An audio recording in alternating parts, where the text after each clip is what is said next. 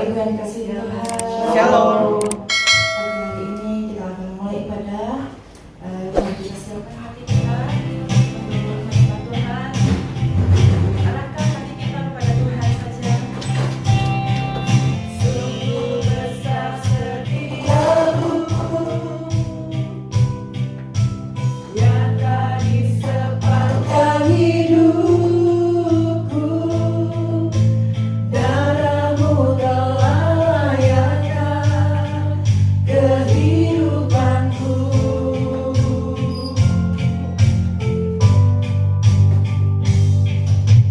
Tiada kata yang bisa lukiskan indahnya Kau Tuhan. Bagimu segala pujian dan kemuliaan. Mari kita tinggikan nama Tuhan. Ku tinggikan Engkau Tuhan, melebihi segalanya. Lebih dalam ku menyembah dalam roh dan kebenaran selamanya. Ku cinta Tuhan ya Tuhan, terjalin mesra sekali. Semua saling mengasihi, betapa senang ku menjadi keluarganya. Tuhan, ku kasih Kau dengan kasih Tuhan. Ku kasih Kau dengan kasih Tuhan. Kulihat di wajahmu kemuliaan Raja. Ku kasih Kau dengan kasih Tuhan. Dia bangkit bagiku, Dia bangkit bagiku, ya Tuhan Allah penyelamatku. Rasa mati kalahkan, hidupku dipulihkan, ya Tuhan Allah penyelamatku. Dia sungguh baik, Dia sangat baik. Yesus, Dia baik bagiku. Pagi hari ini kita akan mendengarkan sebuah kesaksian dari seorang ibu yang mengalami pertolongan dari Tuhan, mengalami mujizat pertolongan dari Tuhan. Untuk waktu dan tempat saya persilakan kepada Ibu Retna. Shalom semuanya. Shalom. Wow, luar biasa ya. Ini adalah pertama kali saya berdiri di mimbar. Nah, itu karena anugerah Tuhan ya. Jadi saya percaya saya berdiri di sini bukan satu kebetulan. Karena saya nggak mempercayai namanya kebetulan. Sejak saya jatuh, saya percaya setiap apapun yang kita alami itu adalah rencana Tuhan. Ya, jadi Tuhan izinkan saya datang ke Sukabumi. Saya percaya Tuhan tuh ternyata lewat apa ya? Lewat kejadian mama saya sakit atau apa? Ternyata Tuhan tuh mau saya di sini bersaksi. Wah, ya kadang-kadang cara Tuhan itu tidak tersuami oleh kita ya. Jadi langsung aja ya. Jadi saya mengalami yang namanya keluarga saya itu kebangkrutan. Ya, kami bangkrut, betul-betul sebangkrut-bangkrutnya 2018 persis 25 Desember, saya ingat banget itu. Jadi kita habis ibadah Natal, saya baru tahu bahwa kami itu bangkrut, betul-betul bangkrut, gak punya apa-apa ya. Sampai minusnya bukan puluhan juta, miliaran gitu. Saya sampai shock lihatnya, kaget gitu. Karena selama ini saya tanya sama suami saya, baik-baik aja. Jadi saya percaya gitu. Ya, jadi di situ betul-betul kami tuh mengalami yang satu badai masalah di satu kondisi terpuruk sepuruk-puruknya gitu. Kalau istilahnya garis kemiskinan, kami tuh di bawah hidup tuh di bawah garis kemiskinan. Ya tadinya kami bisa memiliki, saya kemana-mana itu naik mobil atau segala macam gitu. Itu semua sekali nggak ada lagi gitu. Ya jadi saya piring makan pun kami nggak punya gitu. Kulkas nggak punya, rumah kami nggak punya, apapun kami nggak punya, pekerjaan nggak punya, apapun nggak punya. Gitu. Ya sempat sempat saya bertanya sama Tuhan, Tuhan kok kenapa Tuhan izinkan sama saya ya? Saya ini donatur loh, saya ini menyantuni anak-anak yatim. Ya. Saya juga persembahan, melayani di gereja. Ya. Saya ajak anak-anak saya di gereja, saya juga menyebarkan firman Tuhan, meskipun saya nggak menghidupi. Ya. Jadi saya ke gereja, tapi ya saya ke gereja ya sekedar ke gereja gitu. Ya, jadi di situ saya istilahnya bergumul gitu. Dan saya percaya gitu, kita meskipun tidak setia, Tuhan itu setia. Ya, jadi saya mengalami yang namanya, tadi saya udah betul-betul saya nggak mau lagi namanya, nggak ada lagi gereja-gereja, nggak ada lagi Tuhan. Percuma saya ke gereja, percuma. Oh Tuhan izinkan segini gitu, dijelek-jelekin orang, pokoknya udahlah, yang jelek-jelek itu yang nggak pernah saya lakukan kok Tuhan timpakan ke saya gitu. Orang utama saya nggak pernah nagih-nagih, nggak pernah jelek-jelekin gitu. Tapi giliran suami saya ngutang, kami satu keluarga dijelek-jelekin gitu. Saya sampai, Tuhan kenapa sih saya harus mengalami seperti ini? Ya, tapi disitulah Tuhan menyatakan kasih-Nya. Gitu. Saya sempat, saya nggak ada pengharapan gitu. Saat kita nggak punya pengharapan, kan kita dengar itu suara iblis. Iblis itu selalu bilang, udah ngapain sih lu hidup, bunuh diri aja, ya pulanglah, udah mati aja, ngapain sih hidup, ya udah nggak berguna gitu maksudnya. Buktinya nggak ada satupun yang peduli sama kamu gitu. Ya.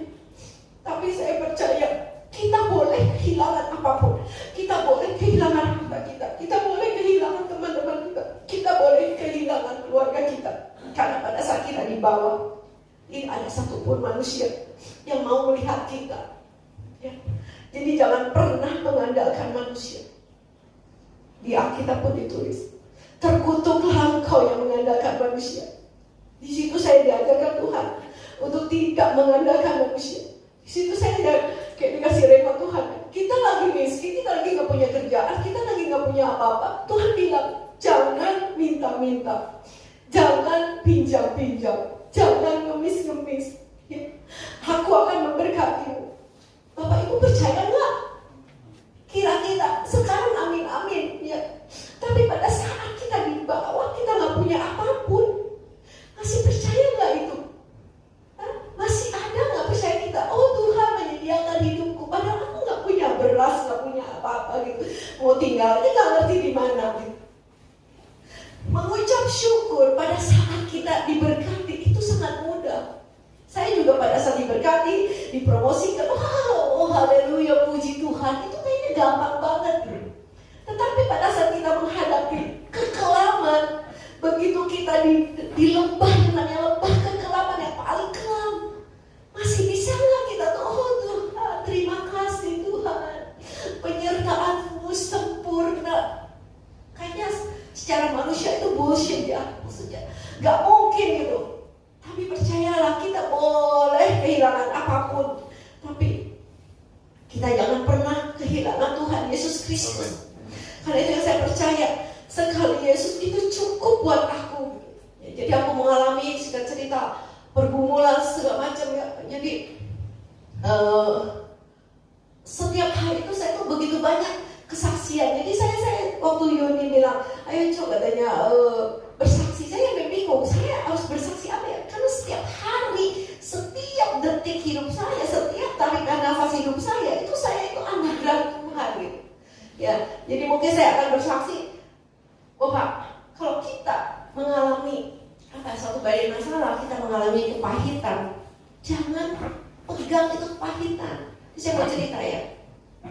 Jadi udah loncat ya. Ceritanya saya tuh udah mulai mencari Tuhan lagi ya. Tuhan bawa pimpin saya untuk semakin mencari hadirat Tuhan gitu ya. Saya ke gereja, tadi saya nggak mau ke gereja, Tuhan Roh Kudus saya percaya itu nggak pernah ditinggalkan, justru kita yang sering meninggalkan Tuhan gitu ya. Jadi Tuhan itu selalu pimpin saya untuk terus. Kan saya selalu berdoa, Tuhan aku nggak ngerti lagi, Tuhan aku serahkan hidupku padamu Tuhan, aku nggak ngerti lagi Tuhan apa yang harus aku perbuat gitu ya. Aku betul-betul aku nggak ngerti Tuhan. Tuhan gerakan saja aku ke kiri ke kiri, atau kalau Tuhan mau aku telepon, aku mesti ngapain, biarlah Roh Kudus yang ambil alih, aku nggak ngerti lagi. Jadi aku betul-betul berserah sama Tuhan ya.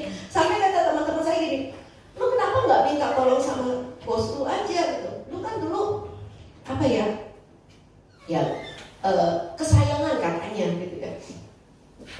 Tapi percayalah Tuhan teman-teman ya, saat kita udah Tuhan bilang jangan ngemis-ngemis, jangan minta-minta, jangan minjem-minjem, jangan minta tolong, jangan mengandalkan manusia ya. Saat kita itu pegang rema itu, saya ngetik sama bos saya, selamat pagi Pak, saya mau minta kerjaan karena teman saya bilang lu kan pintar gitu.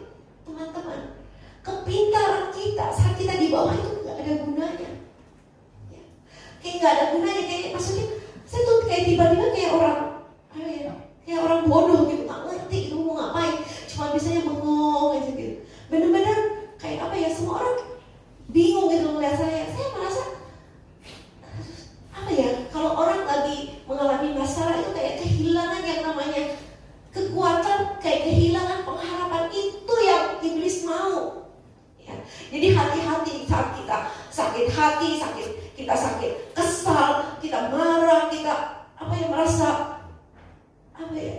merasa tersingkirkan, merasa terbuang, pokoknya merasa dihianati, merasa dibiarkan, pokoknya merasa kita tuh dibiarkan sendiri gitu, kayak nggak ada yang menolong kita gitu. Kita kan biasanya pengen, kita lagi susah itu, tiba-tiba ada orang yang kita kan maunya gitu, ada apa, perlu apa ya kan, kita berbondong-bondong gitu menolong kita. Itu kan harapan kita. Kenyataannya nonsen, nggak ada ya. Bahkan orang yang saya udah tolong pun tidak ada yang membantu saya. Bahkan keluarga kami pun, mereka kaya raya, nggak ada satu rupiah pun datang ke saya untuk menolong saya, tidak ada. Jadi jangan pernah mengandalkan manusia, karena kau akan kecewa. Saat kau kecewa, kau mengandalkan manusia, kau akan lebih kecewa lagi. Saat kau akan lebih kecewa lagi, engkau akan salah langkah. Pada saat salah langkah, engkau akan dengar suara iblis. Iblis bilang bunuh diri, dia bunuh diri, ya kan? Saat iblis bilang udah korupsi, buat jahat aja, nipu, pasti itu yang akan kita dengar pada saat kita di bawah gitu. Tapi percaya, saat kita terus mencari hadirat Tuhan, meskipun kita ada di bawah, mengampuni gak gampang, betul ya, saya juga mengampuni itu gak gampang ya, gak semudah bicara ya aku ampuni Tuhan di sini, karena apa yang kita ucapkan itu harus selaras dengan hati dan pikiran kita. Baru itu yang namanya kita mengampuni betul-betul dengan kekuatan Tuhan. Saya untuk mengampuni suami saya aja gak gampang. Suami saya salah manajemen perusahaan sampai bangkrut begitu. Terus saya taunya udah bangkrut, udah gak punya apa-apa, saya kan kecewa dong, ya kan? Betapa kecewanya, maksudnya kok bisa begini gitu, ya kan? Tapi mulut kita ini kalau kita cuma isinya ngomel, kesel, ya nggak akan ada perubahannya. Jadi saya percaya Tuhan itu juga mau proses hidup saya gitu.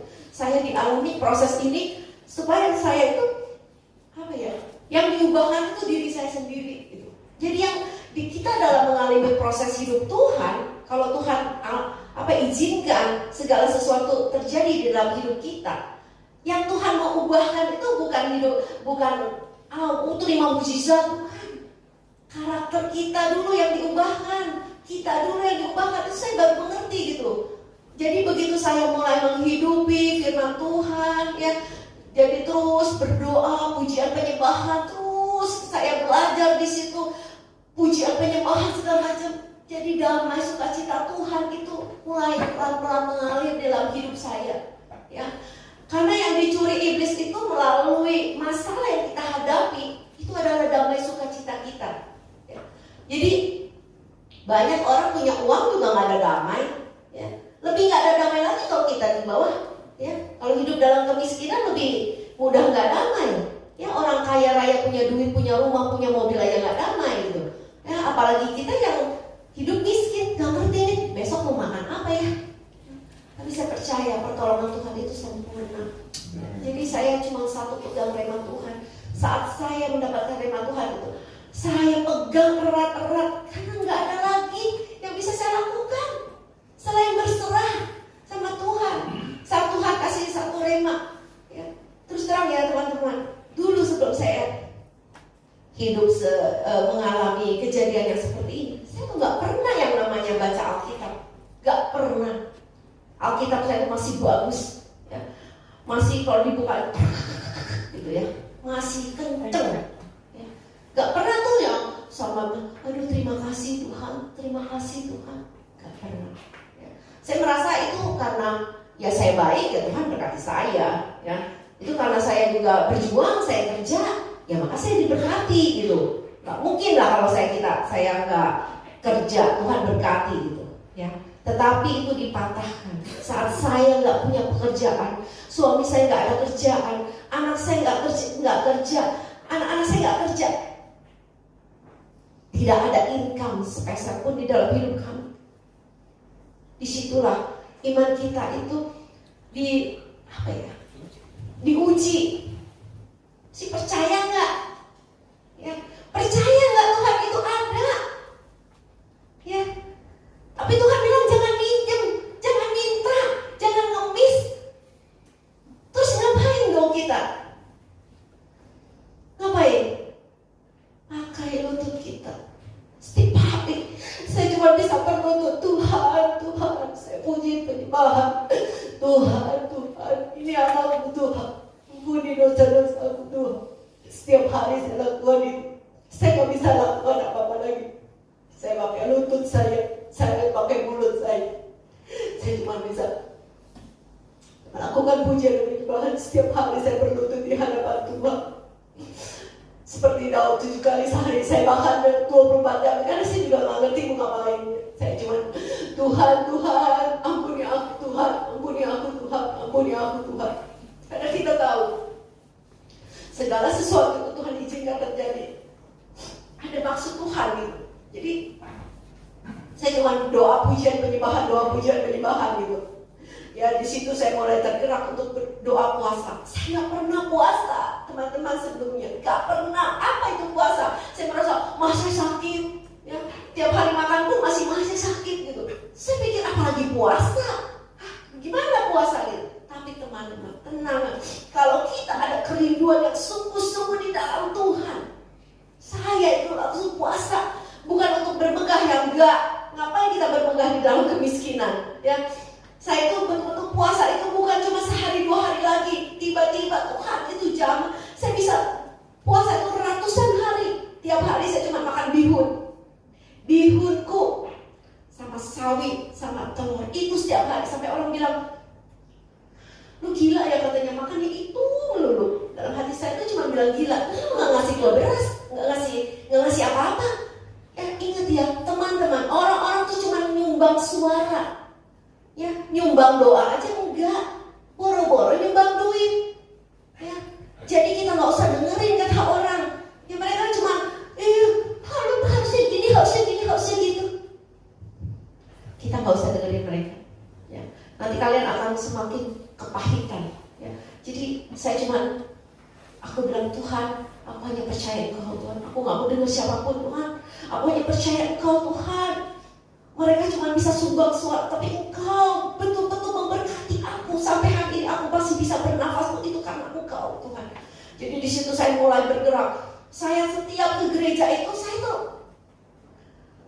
pujian penyembahan. Awalnya pujian penyembahan tuh nangis-nangisin mikirin nasib saya. Di Pondok Daud saya nangis berderai-derai. Itu cuma mikirin nasib saya. Aduh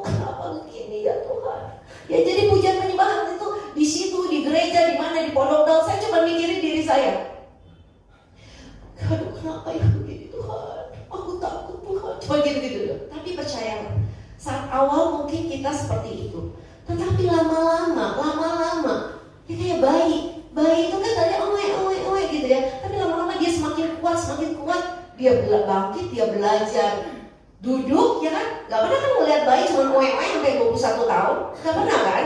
Nah, jangan juga jadi orang Kristen cuma oe di gereja, maksudnya rohnya kita tuh gak bertumbuh, jangan juga gitu. Ya, jadi pada saat saya nangis, cuma bisa nangis seperti bayi rohani, seperti bayi manusia. Tapi semakin lama semakin dikuatkan, sehingga saya mulai bisa sedikit bangkit, ya. Saya mulai memperkatakan, Tuhan, Kau ajaib. Mulai bisa bersyukur, ya. Terima kasih Tuhan. Mulai bisa itu aja, ya. Keadaannya udah berubah, ya enggak, belum. Malah tambah lagi masalah, ada aja masalah itu datang silih berganti kayak bertubi-tubi gitu, ya.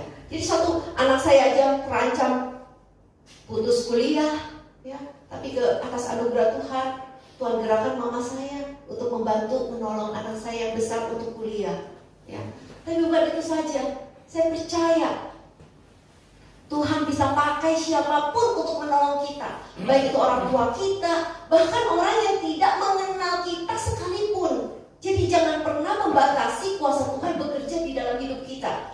Kita ini kan kadang-kadang itu, Tuhan tolong aku, terus kita mikir, wah kayaknya si A nih, wah dia punya duit nih, wah ya pasti dong kalau kita memilih orang, pasti Bapak memilih orang yang bisa mampu menolong Bapak. Kira-kira betul nggak kalau lagi masalah keuangan? Mau minta tolongnya sama orang kaya atau orang miskin? Orang kaya dong. Ya pastilah kita akan cari orang yang kaya menurut kita. Kita akan datang ke dia, kucuk-kucuk, mau minjem duit dong. Taunya apa? Sorry, kita juga lagi banyak pengeluaran. Padahal kita ngeliat, lu punya mobil, punya rumah, jadi akhirnya terus mau minjem 1 juta aja kayaknya nggak punya duit gitu. Terus akhirnya kepahitan lagi pulang. Kepahitan yang kemarin aja belum kelar, ini lagi tambah. Ya, belum nanti kita di gereja ada yang ngeliatin kita ada langsung, waduh, mau ngomongin gue nih, aduh, gosipin gue nih, kepahitan lagi. Ya, teman-teman, saat kita sedang terpuruk, ya, itu mudah sekali kita semakin kepahitan. Ya, udah kita kepahitan di dalam hati, udah sama suami kita, udah apapun. Kalau kita di dalam kepahitan, hidup di dalam kepahitan, orang nggak ngapa-ngapain aja, dia cuma duduk aja. Kita ngeliat itu kepahitan, kurang ajar. Dia nggak nolong gue, kok gak nyapa gue? Aduh, banyak sekali. Ya, jadi mulailah kita hidup berdamai dengan diri sendiri. Saya cuma bilang, Tuhan, ampuni aku Tuhan, cabut semua akar kepahitanku Tuhan. Aku nggak mau hidup di dalam ikatan kuasa gelap. Itu ikatan kuasa gelap loh, kepahitan itu, ya. Jadi dari situ saya terus pujian penyembahan itu yang hanya bisa saya lakukan. Puasa sampai orang bilang, emang kalau puasa doa terus di rumah uang ngegubrak dari langit? Ya teman-teman, saya digituin banyak. Emang lo pikir dengan berdoa, dengan puasa, pujian penyembahan, uang ngegubrak dari langit? Uang sekolah dari mana? Anak saya sekolah muda di mana? Tapi teman-teman, saat kita betul-betul gak ngerti apapun yang kita lakukan, hanya kita bisa berdoa, lakukanlah itu dengan sungguh-sungguh. Saya gak pusing orang lain mau ngomongin apa. Yang tadi saya bilang mereka cuma sumbang suara, gak ada yang nyumbang apapun. Nyumbang duit, nyumbang beras gak ada. Gak usah dengerin mereka. Jadi saya cuma duduk terus berdoa, Tuhan kasih hikmat pada aku, apa yang harus aku lakukan, ya. Tuhan kasih mujizatnya. Apakah cukup dengan seperti itu? Saya udah terima mujizat loh. Saya bisa memperpanjang tempat tinggal saya untuk 1 tahun ke depan dengan nilai yang di bawah diskon 50%. Saya bersaksi sama ribuan orang. Wah, Tuhan Yesus baik. Coba lihat, kita tinggal di daerah elit, harga sewanya cuma 15 juta. Wah, itu kasih karunia Tuhan. Wah, dahsyat kau Tuhan. Saya bilang, Tuhan kau baik, Tuhan kau baik. Tiba-tiba seminggu kemudian saya baru tahu uang yang saya setorkan dimakan oleh agennya. Dan saya harus keluar dari unit yang saya tinggal, yang sudah saya perpanjang uang sewanya. Di situ saya bergumul, Tuhan, Engkau bilang kalau aku bersaksi, Engkau akan tolong aku. Aku udah bersaksi loh, ribuan orang dengar kebaikan Tuhan di dalam hidupku. Ya, kepahitan lagi datang. Iblis terus ngingetin lagi, makanya ngapain lu Tuhan, ngapain buktinya tuh? Mana pertolongan Tuhan? Mana buktinya lu? Dibohongin. Sekarang lu bingung kan? Mau tinggal di mana? Tinggal di kolong jembatan. Di situ saya cuma bilang satu, saya pegang. Saya juga sudah buka komsel. Jadi anak-anak komsel saya tuh ngikutin saya. Ya, mereka tuh cuma gini.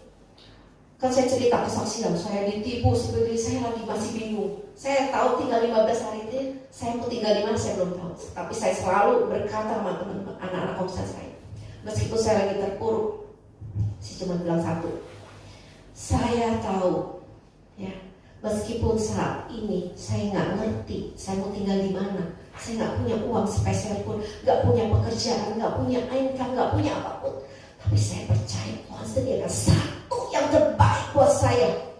Saya cuma perkataan itu terus. Teman-teman tahu, di teman gereja ada orang kaya, cuma datang ke tempat saya, cuma ngeliatin. Ya. Mereka itu cuma menunggu, bener gak iman yang lu bilang itu? Percayalah teman-teman, gak ada yang membantu. Mereka tuh cuma menunggu. Nah, kita nih orang Kristen itu anak terang. Jadi anak terang itu pasti dilihatin orang. Coba gue mau lihat, bener gak iman lu di dalam Tuhan itu? Kan lu bilang katanya gak usah takut, Tuhan sediakan satu yang terbaik. Padahal saya sendiri gak ngerti mau tinggal di mana. Ya. Terus saya sama agent itu, saya gak marah loh. Orang-orang ternyata dia tuh makan uang sewa apartemen itu ratusan juta. Saya ketemu dia cerita bahwa dia terlibat pergaulan bebas sesama jenis, sehingga dia tuh diperalat oleh pasangannya. Padahal dia udah kerja di situ tuh dengan luar biasa. Hati-hati ya anak-anak muda, pergaulan kalian. Ya, dia itu baik banget, ya pinter. Ya, 12 tahun itu selalu jadi top agent, bayangin. Kurang apa? Tapi karena salah bergaul di sesama jadi gay gitu, dia jadi berani untuk korupsi. Ya, di situ ada puluhan orang. Dia digamparin orang sama yang sewa. Karena kan gini loh, kita udah bayar. Yang punya unit nggak mau tahu, ya.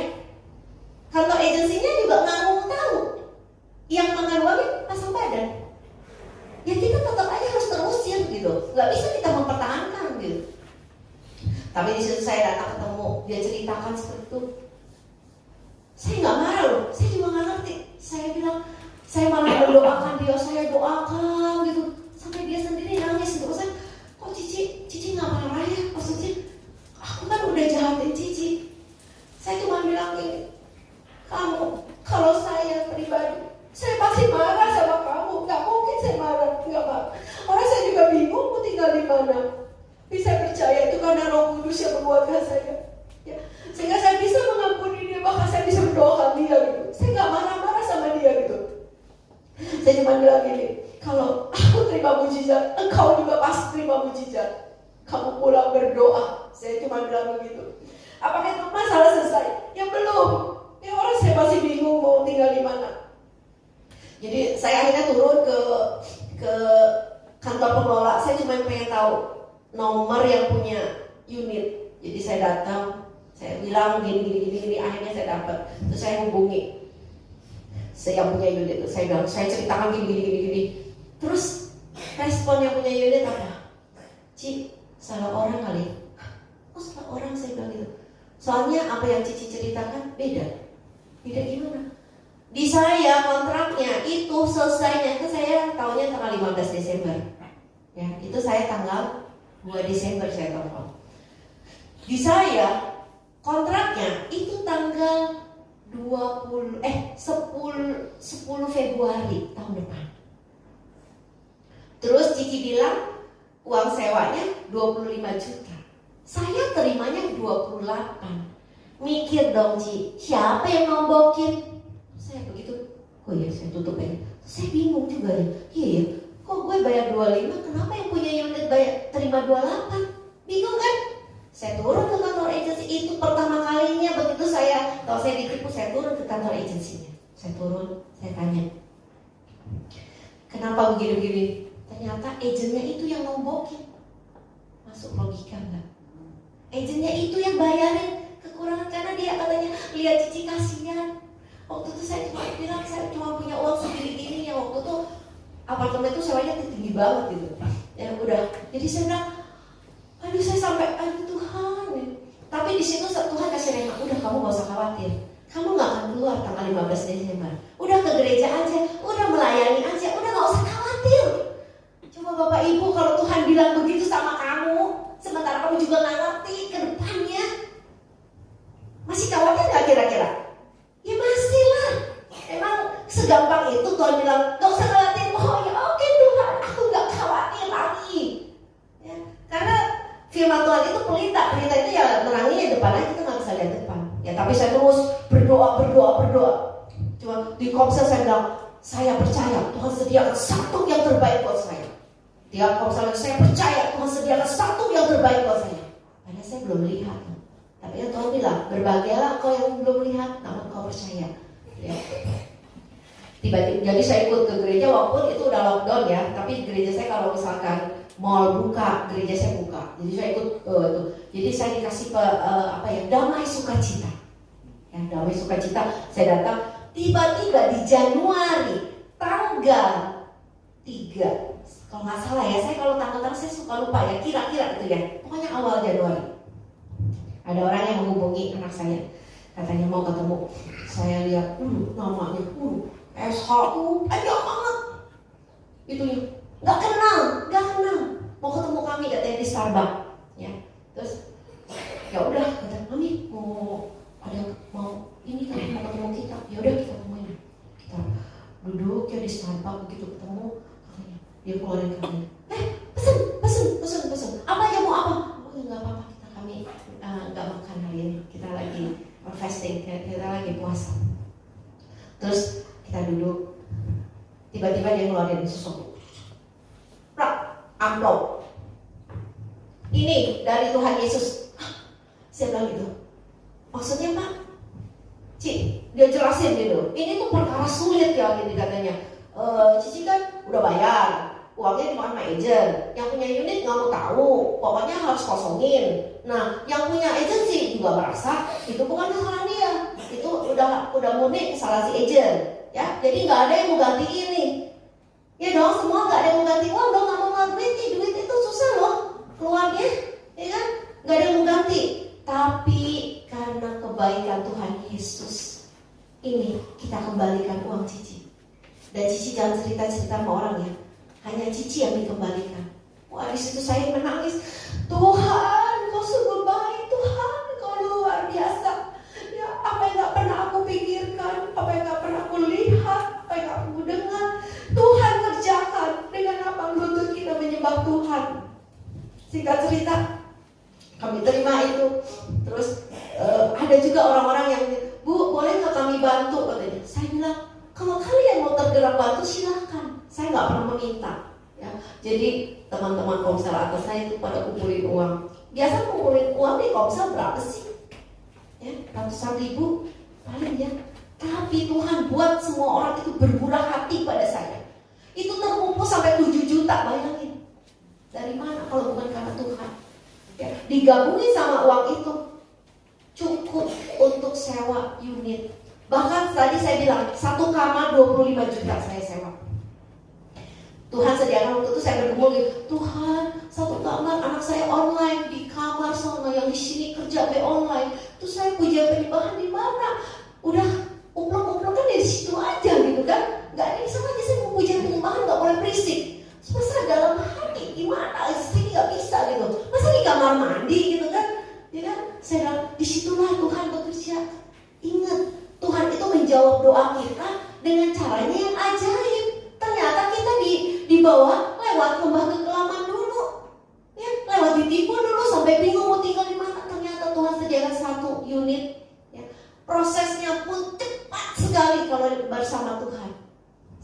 jam. Jadi turun, anak saya, mami mau cari unit gak? Udah bentar lagi loh. Ya udah deh, aku bilang kamu aja lah, kamu kan udah tahu lah. Jadi anak saya turun, 15 menit udah balik lagi. Wah, cepet banget, saya bilang cari apartemen kalau 15 menit udah naik lagi. Ternyata dia cuma catat unit ini kosong, ini. Terus saya liatin, yang kayaknya masih masuk akal.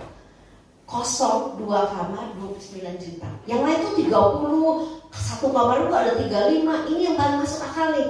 Kosong 29 juta. Coba tawar 23 juta. Saya bilang, kan uang tadi cukup kalau ya kan 23 juta 15 tambah 9 juta 7 juta, tapi 7 juta udah kita perpuluhan dulu ya, tambahan ada sedikit-sedikit ya cukup lah ya. Terus agennya bilang gini, kita diketawain. Nah itulah manusia ya, kita gak usah peduli, kita mau diketawain ya. Katanya, Cici katanya, nawar itu pakai otak dong ya. Nawar itu tipis, itu gopek ceng katanya. Ya kalau 29 itu nawarnya tuh yang bener aja, paling 28 atau 28,5 gitu. Ini 23 katanya, aneh. Si cuma begini, tolong tanyakan aja. Ya kalau dikasih puji Tuhan nggak dikasih nggak apa-apa. Ya. Dia tanya, langsung dijawab. Cik, dikasih. Gua bingung. Jadi bingung. Saya lebih bingung lagi. Wah, puji Tuhan. Baru saya mau lihat itu apartemen. Karena sudah tahu kita naikin. Kan mereka bilang kosong. Tapi Tuhan itu sungguh sempurna. Begitu saya buka unitnya, itu ada ranjangnya besar di kamar yang sini, lemari sampai atas 3 pintu. Ke kamar sini ada ranjang kecil, ada sorongan, lemari 2 pintu, AC 2. That's enough for me. Saya sampai berlutut begitu pulang. Langsung saat itu juga kita deal, kita DP dulu ya, kita DP, kita bayar ya. Jadi 1 jam prosesnya. Dari itu saya terima kunci. Saya bilang, Tuhan kau baik. Kalau cari apartemen yang mahal 1 jam wajar. Tapi kalau kita dapat harga yang terbaik dalam 1 jam, itu karena Tuhan, bukan karena keluarga kita.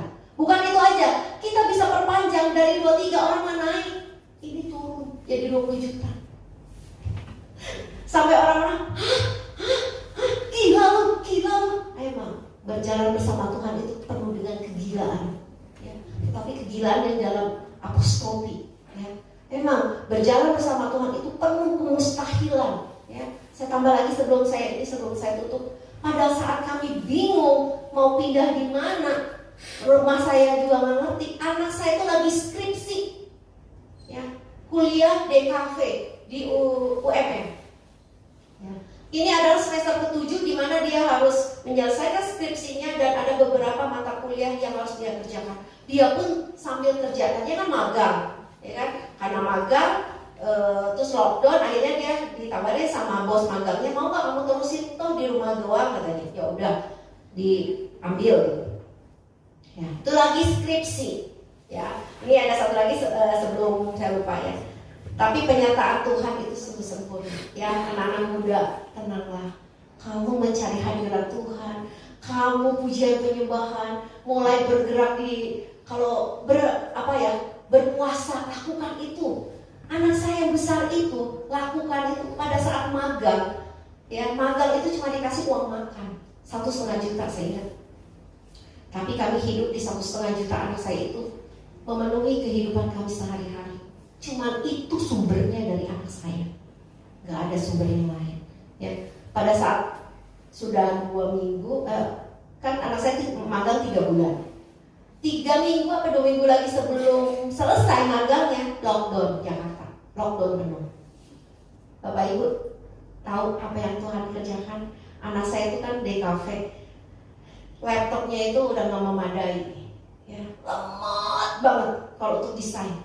Ya, buka aja 15 menit. Apalagi ngedesain bisa berjam-jam gitu. Jadi dia tuh jadi kerjanya tuh jadi lama. Tapi cara Tuhan menolong. Pada saat itu lockdown, dia disuruh bawa sama bosnya itu iMac, Apple yang besar. dibawa pulang. Padahal anak saya tuh anak magang, 3 minggu lagi selesai magangnya. Dia bawa itu IMAX pulang kayak dapat giveaway. Mami, aku disuruh bawa pulang IMAX. Hah? Gede banget, rumah kita seupil begitu, gimana ya? Ya udah, saya sediakan. Ternyata itulah cara Tuhan menolong anak saya untuk menyelesaikan skripsinya. Dengan dia pakai IMAX itu kerjanya cepet banget, cepet gitu ya. Jadi meskipun mengalami kekelaman, kami ditipu, pertolongan Tuhan tuh ada aja. Yang gak pernah terpikir oleh kita gitu. Ya, jadi anak saya bisa mengerjakan semua itu dengan cepat, kerja sambil itu, wah kerja. Tahu, walaupun kami bingung, itu tidak mencuri damai sejahtera anak saya. Ya, anak saya tetap percaya, saya cuma menguatkan percaya sama Tuhan.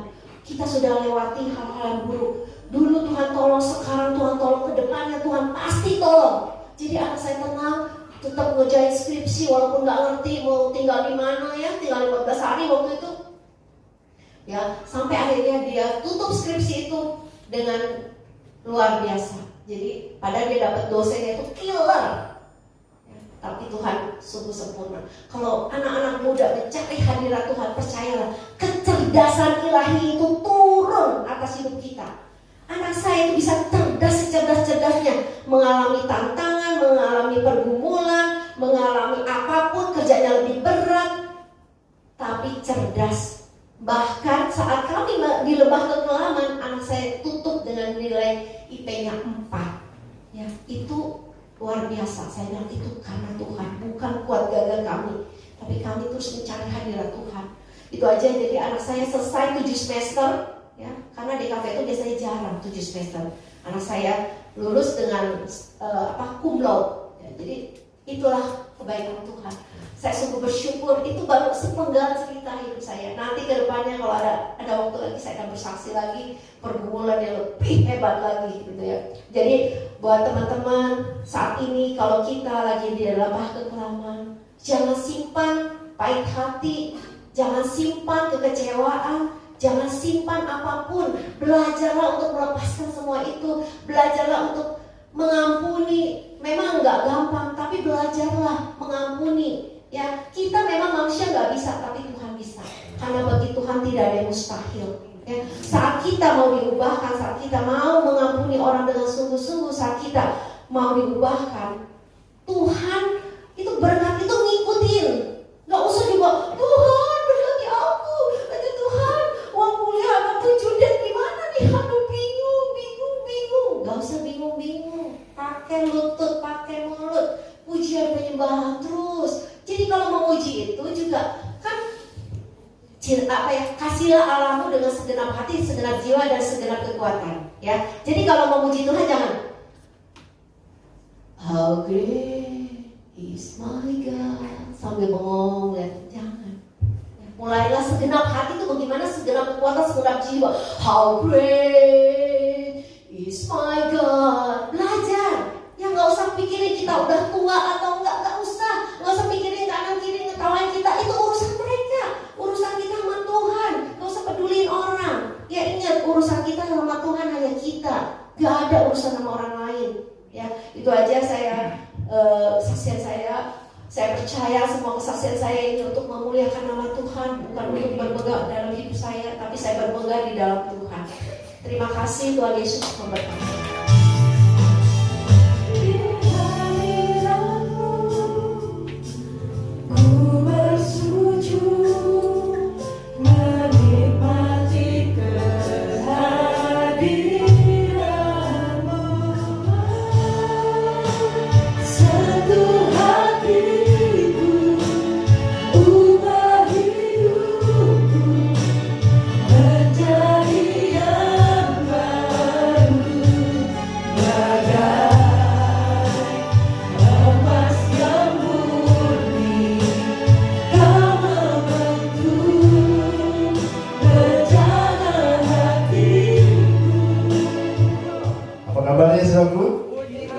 Puji Tuhan, aku diberkati. Saya yakin bahwa kasih Allah tidak pernah lekang oleh panas, tidak pernah lapuk oleh hujan, karena kasih Tuhan, maka Tuhan selalu bersama dengan kita. Karena kasih Tuhan, saudaraku, the goodness of God, kebaikan Tuhan itu akan terjadi dalam kehidupan kita. Ya, itu karena kasih Tuhan, bukan karena kehebatan kita, bukan karena kebaikan kita. Puji Tuhan.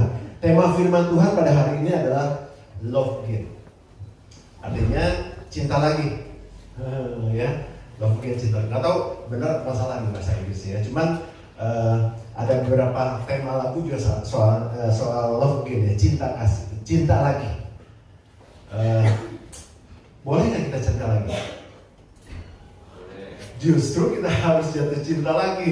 Justru kita harus cinta lagi kepada Tuhan, ya. Ada lagu lama ya, zamannya papi saya, lagu sekuler ya. Lagunya gini, jatuh cinta berjuta rasa. Saudara yang pernah jatuh cinta? Ya, ketawa-ketawa nih merasakan jatuh cinta ya. Kalau zaman dulu kan dijodohin ya. Kalau anak-anak muda sekarang kan ada rasa jatuh cinta itu memang jatuh cinta itu berjuta rasanya ya. Itu yang harus kita rasakan. Maksudnya di sini adalah cinta kepada Tuhan. Karena cinta kepada Tuhan itu yang akan nanti mengakomodir semua hal di dalam kehidupan kita ya. Jadi ini yang akan kita bahas ya. Dan Alkitab katakan sesuatu tentang cinta di akhir zaman ini, di generasi sekarang ini, di hari-hari ini. Apa yang terjadi itu?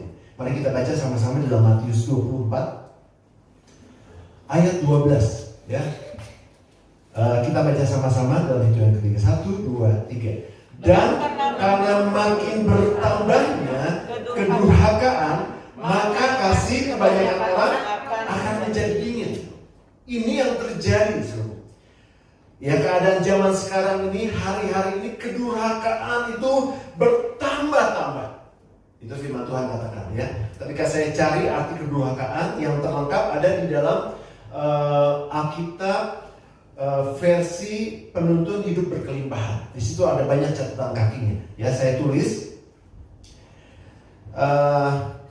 kedurhakaan itu melingkupi ya kemesuman, ya, ketidaksenonohan, pemberontakan terhadap Allah, moral yang rusak, perbuatan seksual yang tidak wajar, terus kedursilaan. Ketika saya ketik apa sih kedursilaan di Kamus Besar Bahasa Indonesia, itu dikatakan kejahatan, kelakuan yang sangat buruk, perzinahan, pornografi, penggunaan obat-obat terlarang, musik duniawi. Ya, ini saya nggak bahas, cuman saya mau terangkan loh, kok musik duniawi nggak boleh? Ternyata saudaraku bukan nggak boleh. Ada beberapa musik, memang saya dari dulu senang musik ya. Ada beberapa musik, terutama musik-musik rock, tapi sekarang nggak semua musik, mau yang genrenya pop dan sebagainya itu ada pesan-pesan yang ditaruh oleh iblis melalui orang-orang, melalui pengarang-pengarang lagu yang di dalamnya ada pesan-pesan yang mempengaruhi orang-orang yang mendengarkan. Jadi kita harus berhati-hati, saudara. Boleh dengerin lagu-lagu yang sekuler, nggak masalah ya. Tapi lebih baik banyak memuji nama Tuhan. Tetapi kalau kita senang musik, ya saya senang musik, Egy senang musik ya, itu nggak masalah. Cuma kita harus selektif. Karena musik dunia itu bisa membawa seseorang untuk larut ke dalamnya. Kalau kita nggak kuat, itu bisa mempengaruhi. Ya, Pak Teddy ini jago dengan musik ya. Tetapi musik-musik sekarang dari zaman dulu sebetulnya itu ada hal-hal yang dimasuki oleh kuasa kegelapan sehingga kita otomatis terpengaruh. Ya, jadi harus berhati-hati. Kenapa? Itu termasuk kedurhakaan. Ya, musik duniawi, hiburan yang memuaskan hawa nafsu akan merajalela.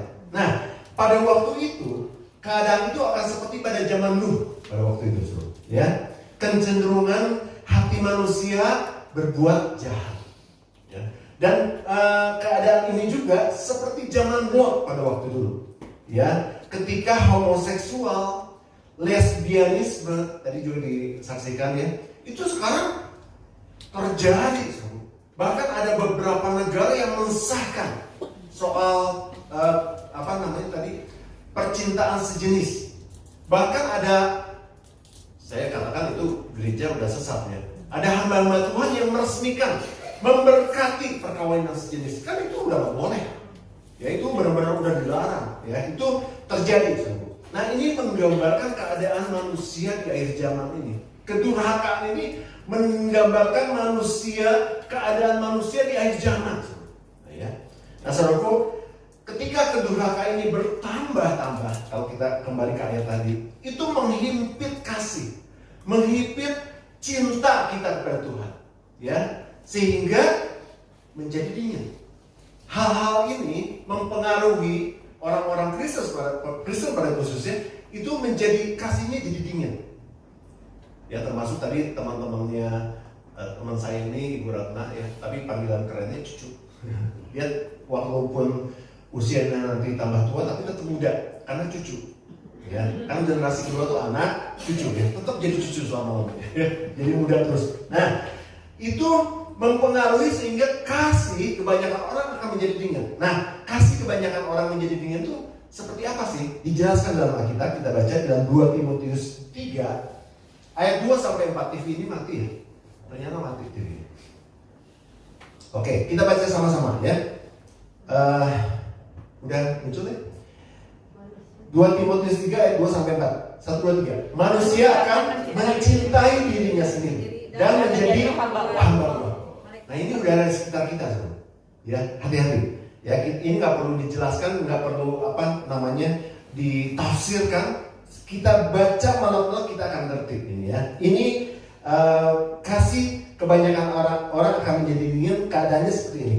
Manusia akan mencintai dirinya sendiri dan menjadi hamba uang. Terus mereka akan membual, menyombongkan diri. Mereka akan menjadi pemfitnah. Terus mereka akan berontak terhadap orang tua.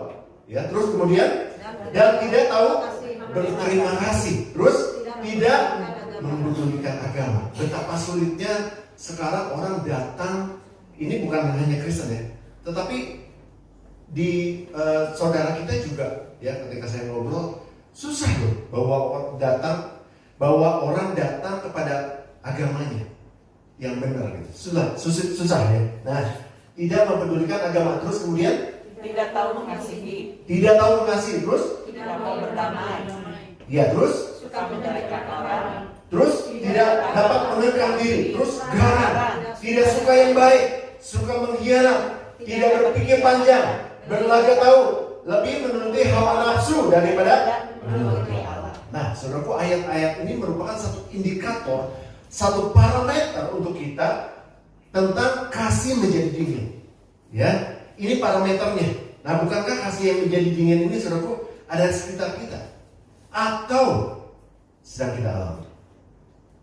Ya, ini saudara, saya tidak menjudge saudara, tidak menghakimi saudara, tetapi saudara, ini yang menjadi parameter.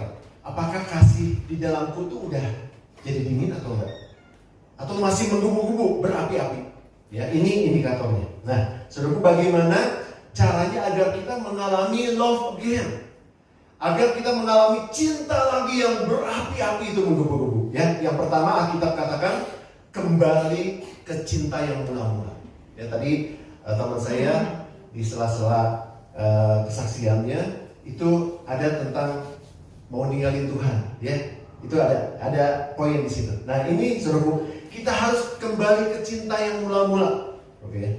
Kita akan baca dalam Wahyu 2 ayat 4-9. Ayat 4-5.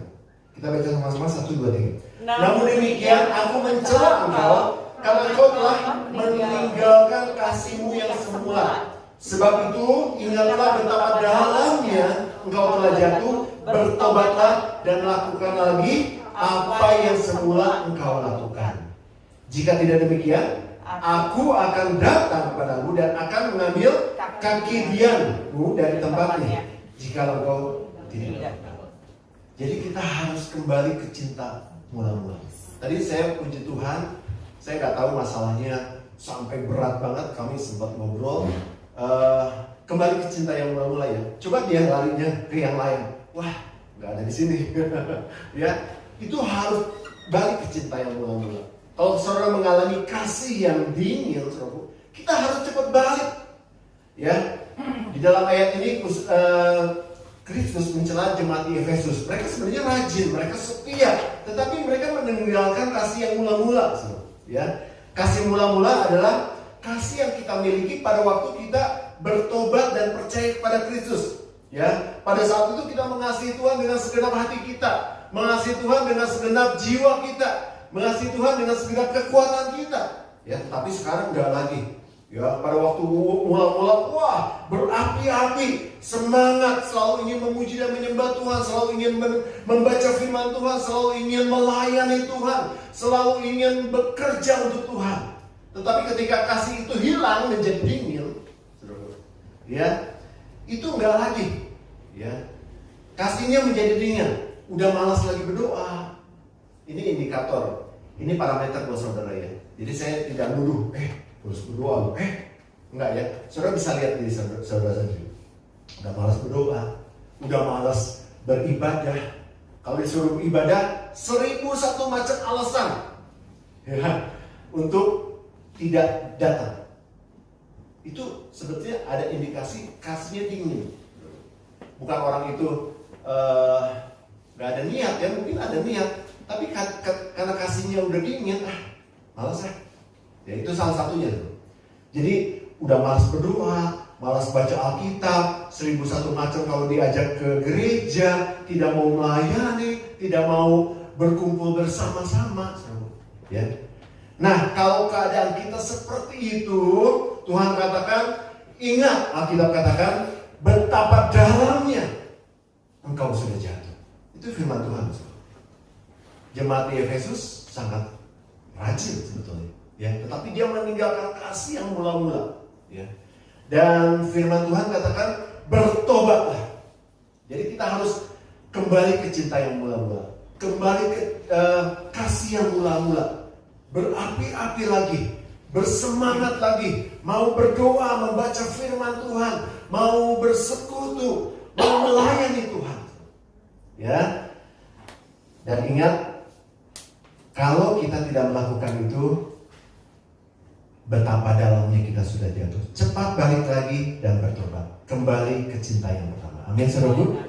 Sama-sama katakan back to the first love. 1, 2, 3. Back to the first love. Kembali ke cinta yang mula-mula, agar love again, berapi-api lagi, gitu ya. Ketika teman saya tadi jatuh, ya Tuhan izinkan terjadi semua pergumulan hidup itu, dia cepat balik kepada Tuhan. Mungkin sempat, aduh, gue gak mau ikut Tuhan lagi lah. Aduh, kok Tuhan mengecewain. Tapi ketika dia bertobat, Tuhan angkat lagi, ya. Dan celakanya, kenapa ini jadi poin yang pertama? Ketika kita nggak balik ke cinta yang mula-mula, saudara akan terus terseret jauh, saudara. Dan iblis itu bisa mengikat saudara dengan berbagai cara, dengan berbagai himpitan, derita, bahkan mungkin kesuksesan, supaya saudara jauh dari kasih Tuhan.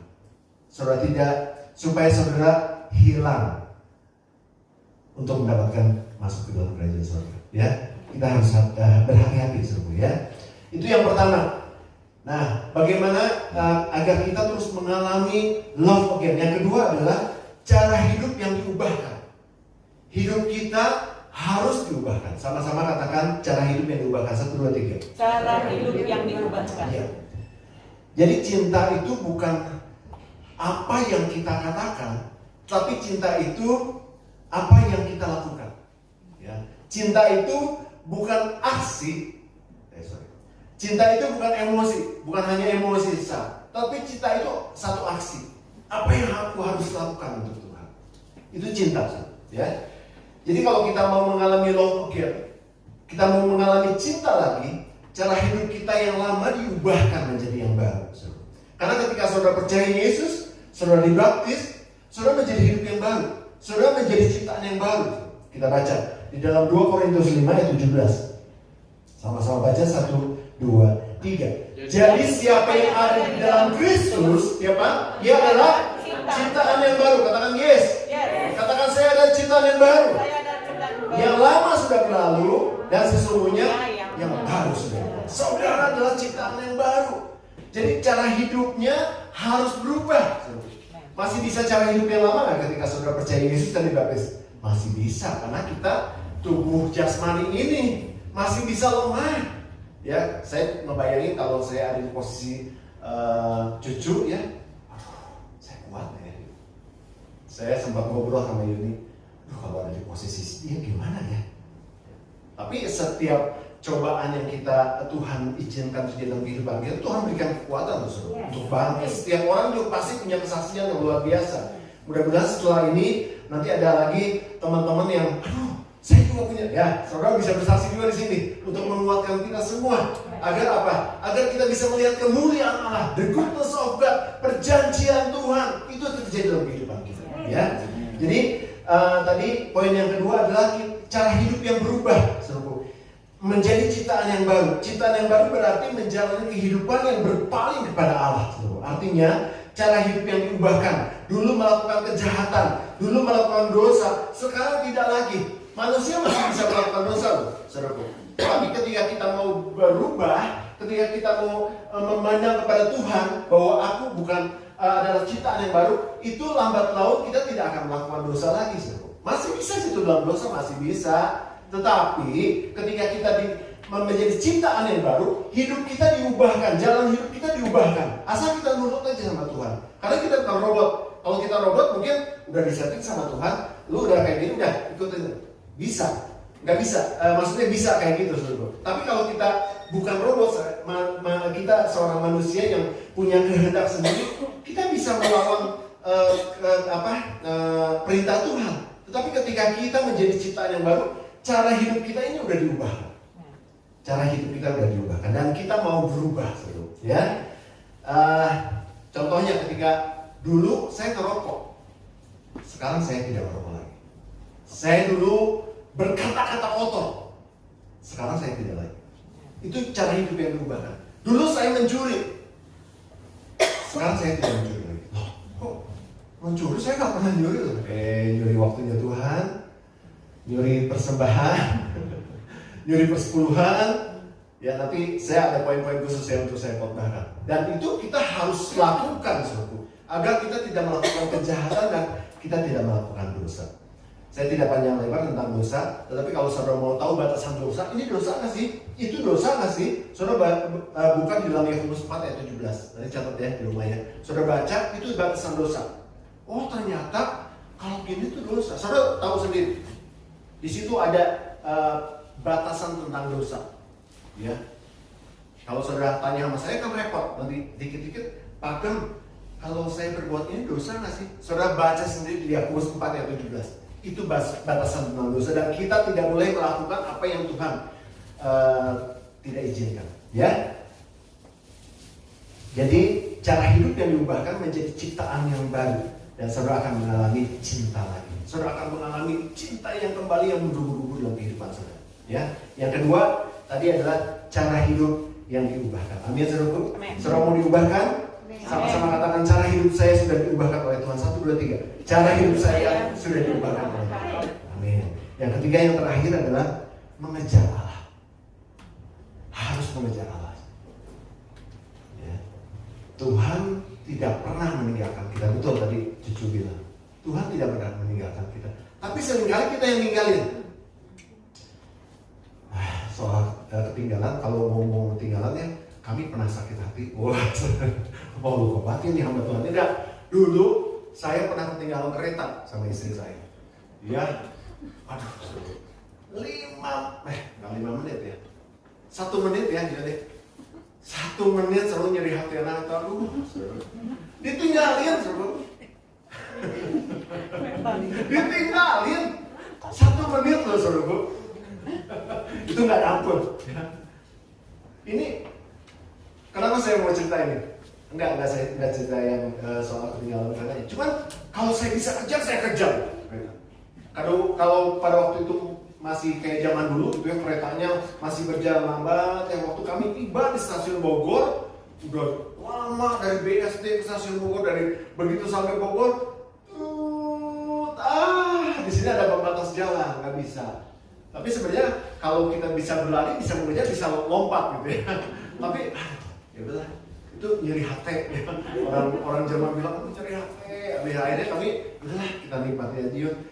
Akhirnya kita makan sampai malam, sampai nunggu kereta yang terakhir ya. Dan duit pun hilang. Saudaraku, Tuhan harus dikejar. Ya. Karena kenapa? Bukan Tuhan yang ninggalin kita kayak kereta itu ya. Tuhan selalu menunggu kita, dia selalu menunggu anak-anaknya untuk datang. Tetapi kadang-kadang kita yang menjauh. Oleh sebab itu kita harus lari, kejar. Ya. Nah ini juga diungkapkan oleh Raja Daud dalam Mazmur 42 ayat 2. Sama-sama baca, 1, 2, 3. Seperti rusa yang merindukan sungai yang berair, demikian jiwaku merindukan Engkau. Ya, saudara tahu filosofi tentang rusa merindukan air?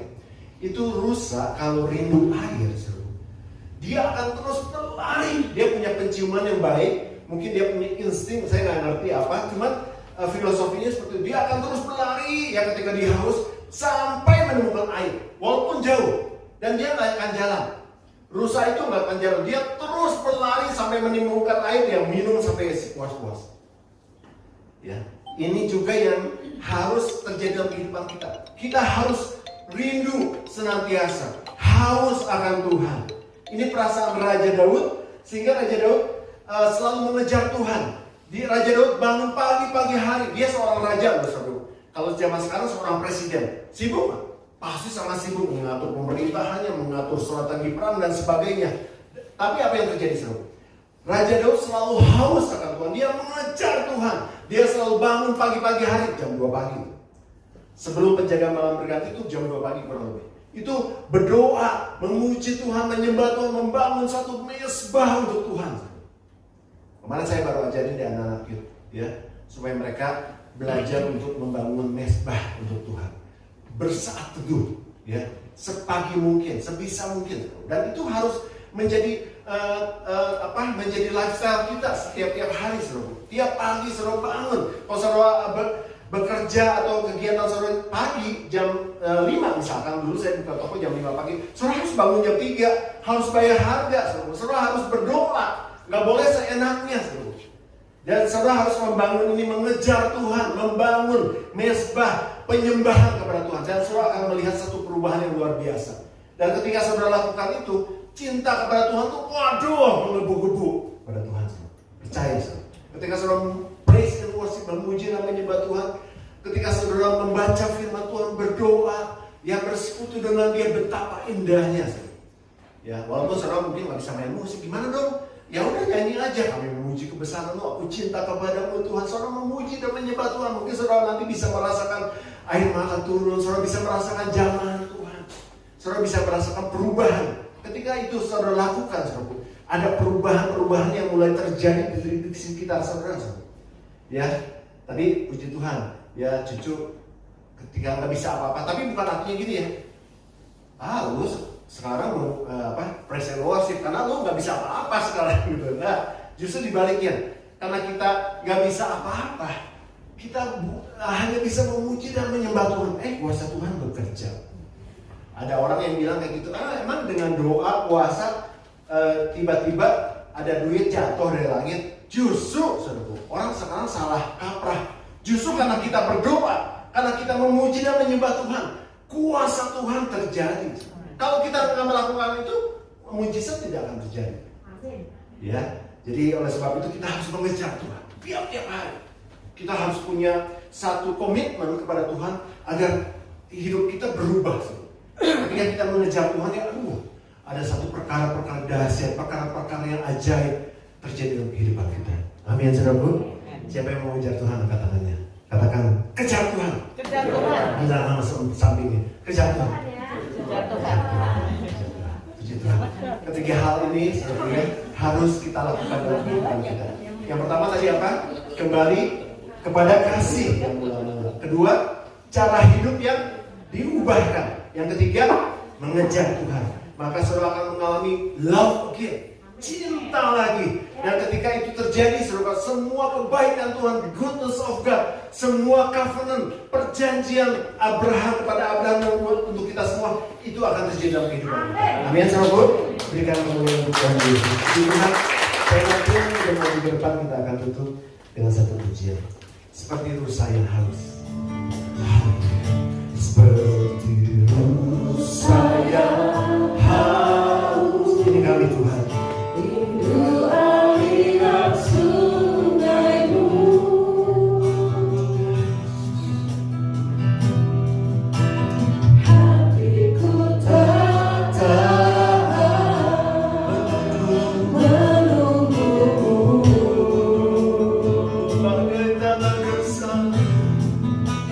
Tuhan kami Tuhan.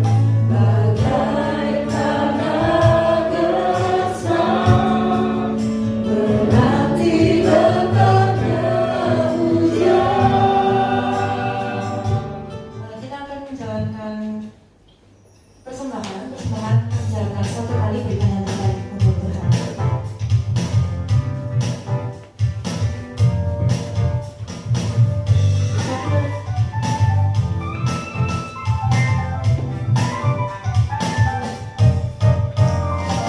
Karena begitu besar kasih Allah dan dunia ini,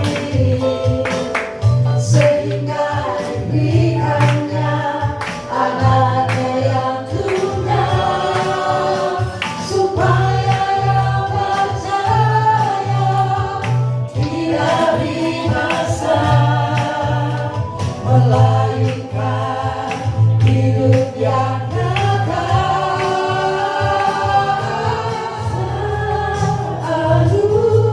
Anugerah-Mu berlimpah kasih-Mu, semakin hari semakin bertambah besar anugerah-Mu. Hari Perjanjian buat kita semua bersama Tuhan. Semakin hari akan semakin bertambah. Semakin hari semakin bertambah besar anugerah. Berikan tepuk tangan yang paling meriah untuk Tuhan kita Yesus. Terima kasih Bapa untuk kebesaran-Mu yang akan terus semakin bertambah dalam kehidupan kami. Anugerah-Mu yang akan dinyatakan dalam kehidupan kami. Semua kebaikan Tuhan yang akan terjadi dalam kehidupan kami, bahkan perjanjian itu akan dinyatakan dalam kehidupan kami. Terima kasih Bapa, dan kami mau menjadi berkat buat banyak orang. Ketika kami keluar dari gereja ini, kami sudah diberkati oleh firman Tuhan.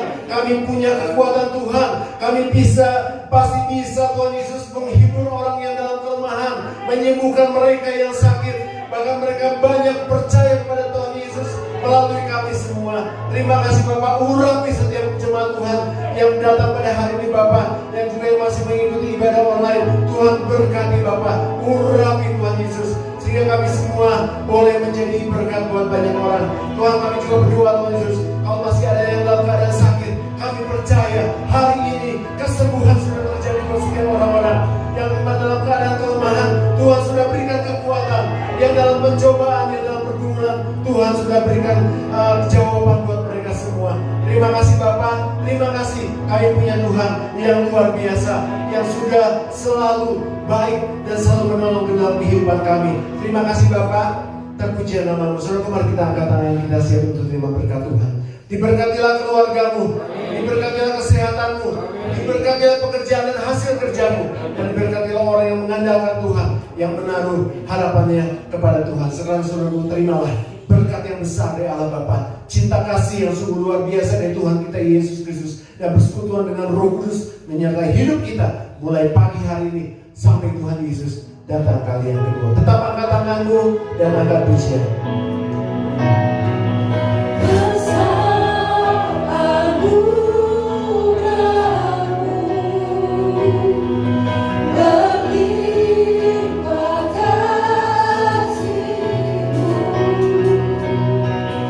Semakin hari semakin bertambah besar anugerah-Mu.